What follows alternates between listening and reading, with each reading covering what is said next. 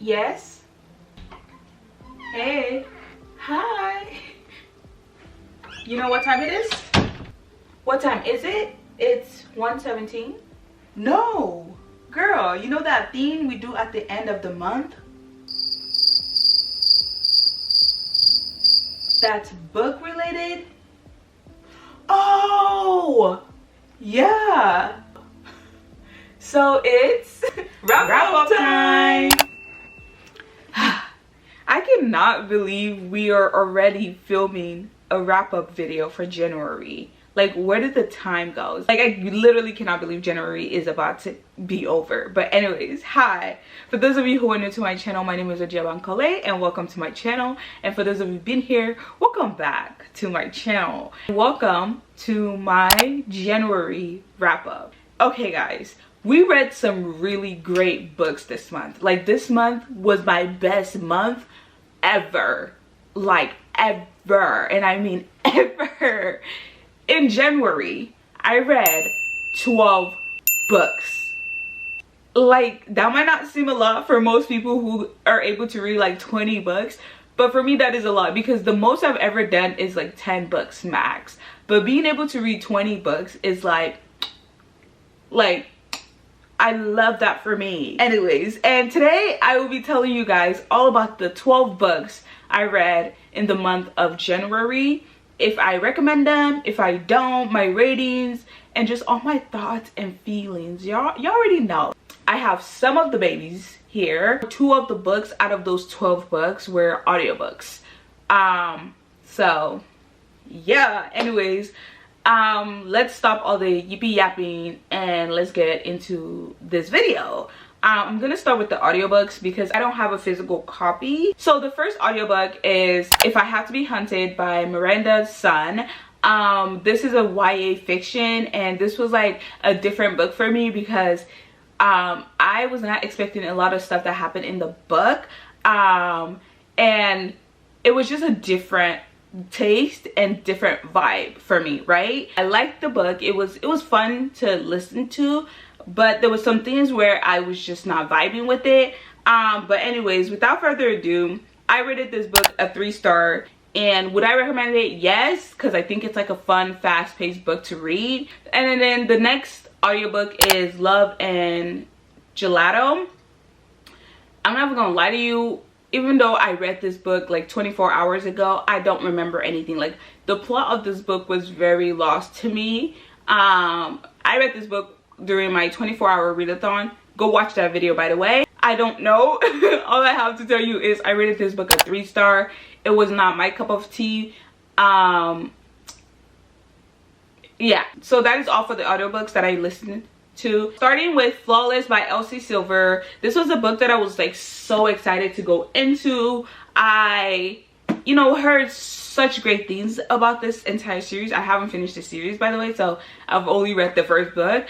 This book just did not hit the way I wanted it to hit, right? The couples did not seem genuine, okay? It just seemed physical with both of them a lot, and I don't like that. Like, I want some connection, and whenever we get like the little connection, it always turns more physical. So it's like, and I didn't like that about the book, but I had a great time. There were some funny moments and some, oh my god, that's cute, but it gets messed up by the physical part of it. But I rated it a 4-star. And then next, Magnolia Parks by Jessica Hastings. This book took me by surprise. This book, I went into it thinking I'm not gonna like it. No, it's just gonna be a fun read. I was like, okay, maybe I'll rate it a 4-star. Baby, no. This book proved me wrong, okay? She proved me wrong. Yes, she did. The emotions, right?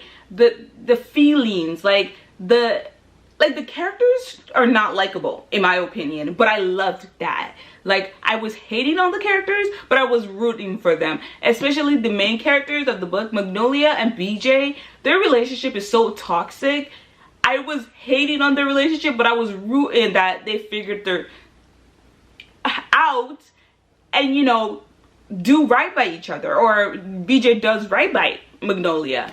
And there were moments where I just felt for Magnolia. Like, don't get me wrong, I don't like Magnolia. I think she's a brat, and I am hoping in her next 2 books she gets a huge character development, because if she does not get a huge character development, I am going to be so mad. I had a great time. I laughed, I cried, and I rated this a 5 stars, and that was a surprise to me. Okay, another amazing book that I read, and this book tops Magnolia, but this book, oh my god, the representation, okay, the plot, the emotions that I got reading this book, I would never forget it. Okay, Legend Born by Tracy Dion.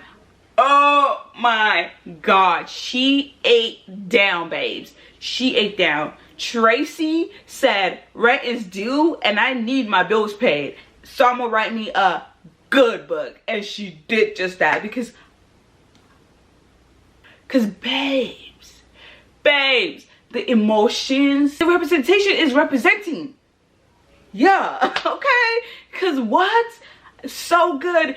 The tension, the communications, the character development of the main character, the strong female character, the finding out who you are and like who your ancestors were, everything ate down in this book. And I swear to God, this book I will rave about on my deathbed. I am so serious. So good. I rated it a 6 star. And I'm so serious right now. If there's one book recommendation you ever got from me, babes, please be this one. Okay, moving on to the next book, Daisy Haste by Jessa Hastings. This is the second book in the Magnolia Parks and Daisy Haste universe. This was the book that I assumed I was gonna love more than Magnolia Parks. Boy, was I wrong. I enjoyed the book. I enjoyed it, but the plot and the content in this book was not as juicy as Magnolia Parks. We were hitting every corner of emotions. Daisy Hates did not do that for me. There were moments where I was like, oh my god, I get it. And then there were moments like, I don't know why Julian is in this book. I felt like he was not giving me anything. And that was one of the reasons why I didn't like the book as much. If it would just focus more on Daisy and Christian, maybe it could have been a potential like high 4 stars, right? But no, Julian just made it not that for me. Like Julian's POV, like I didn't see what he was given, right? Daisy though is my favorite girl character. She is just so smart, so mature, and obviously she has her own issues, right? But she does not let her, you know, she doesn't wear it, you know what I mean? Magnolia wears her issues, right? She makes it her personality, she makes it her brand. Daisy doesn't, right? And I enjoyed the book, but still didn't give me the feeling that Magnolia Parks gave me. I rated it a 4 star. I read The 7-Year Slip by Ashley Puston. I read this in my 24-hour reading vlog, and honestly I felt like if I wasn't half asleep and like my brain wasn't shutting down, I would have loved this book a little bit more. So I am going to give this book one more chance when I'm like functioning right and see if my rating changed. But this book was raved about like towards the end of last year, and I was so excited to read this book. But I did not get the feeling everyone was talking about. Like there were moments where I was just like, oh my god, this is cute, but the parts where I wanted more and I felt like there should have been more of they weren't there, and I was disappointed. But again, I'm gonna give it one more chance and see if it changed. But right now my rating for a 7-Year Slip is a 4 stars, but I'm hoping it does change, right? Okay, then I read Two Twisted Crowns by Rachel Gilgi. This book felt so flat for me, and it made me really sad because the first book, I really loved it. I rated the first book a 4 stars, so I was really excited for the second book because I was like, oh, it could be a 5 star. Boy, was I wrong. It took me a month to get through this book. I kept picking it up, putting it out, picking up other books. Like I read 4 books before I even finished this book. Make it make sense. I just felt a lot was dragged on, and a lot was just not the people I wanted it to focus more on. It was not, okay? We didn't get those people until like the third part of the book, and that's like towards the end, and I did not, I was not vibing with that. I rated it a 3 stars. I think it had a potential of being a 4-star, but it just kept losing merit with everything I didn't like about the book, right? I had an okay time. I didn't have a great time. It took me a month to finish it. Come on. But it was okay. Then I read I Fed Her to the Beast and The Beast Is Me by Jamerson Shea. I was disappointed at this book. I was so excited to read it.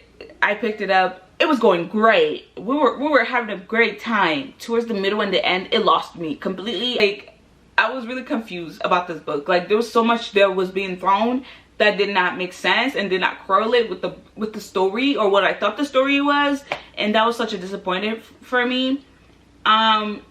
It was okay. I didn't have a great time. I had a good time. I also rated this one a 3 stars. I started 2024 with Inheritance by Nora Roberts. This is gonna be a trilogy, and this is book 1, and this was the perfect like gothic mansion meets fantasy, like romantasy mystery like vibes, okay? And the ghostly vibes was just so good. The characters were my favorite. I ate up the characters. They were just so funny. Our main character's name is Sonia, and Cleo is her bestie. Cleo is just so funny, so loving, and I just loved this book. And the fact that it was based in 2 centuries, like we go like back to back, was so good because it gave us insight of what happened in the past and why the future is the way it is, if you know what I mean. And I just literally loved this book. I rated it a 4.75. It was great, but there were some things I didn't like about the book, but I had a great time. Okay, babes, I had a great time. 4.75, great time. Then I read None of This Is True by Lisa Jewell. This book was a fun read. I read it in a day, and it was really fast paced, and it felt really flat for me because it felt like we were built up with this so much suspense, so much good things, and then at the end we were just dropped with like, oh, bam, and I was just like, no. I was disappointed, and I wasn't vibing with it. It was a great book. I had a great time, but the ending could have really just, oh, I just felt like the ending could have just been so great, and this book would have been a 5 stars. But because it wasn't, it's a 4-star, okay? The ending and some part of the book made me demerit a lot. And last but not least, I read Rless Vows by Rebecca Ross. This was also a very big disappointment for me, and I was so sad because I was waiting so long to read this book because I loved Divine Rivals, okay? I rated that book 5 stars because the feeling and just everything in the book was just amazing, but this book felt so flat for me. I felt like we could have seen more about the gods and why they're really at war, and like, you know, maybe they could fix the problems.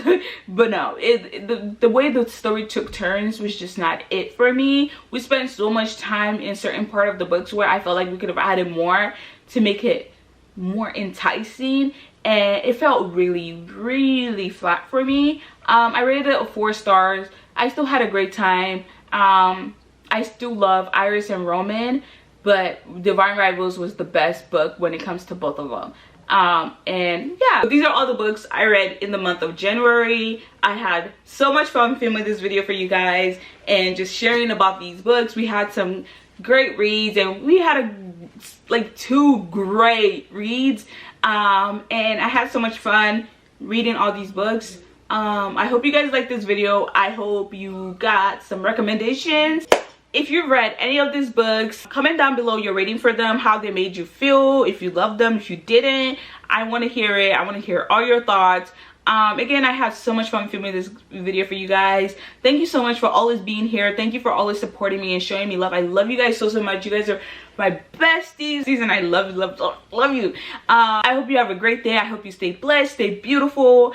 And if you're new here and this is my first video you're watching, you like the vibes, go ahead, hit that subscribe button, join the family. We have fun over here. And yeah, stay blessed, stay beautiful, and I will see you in the next one. Bye.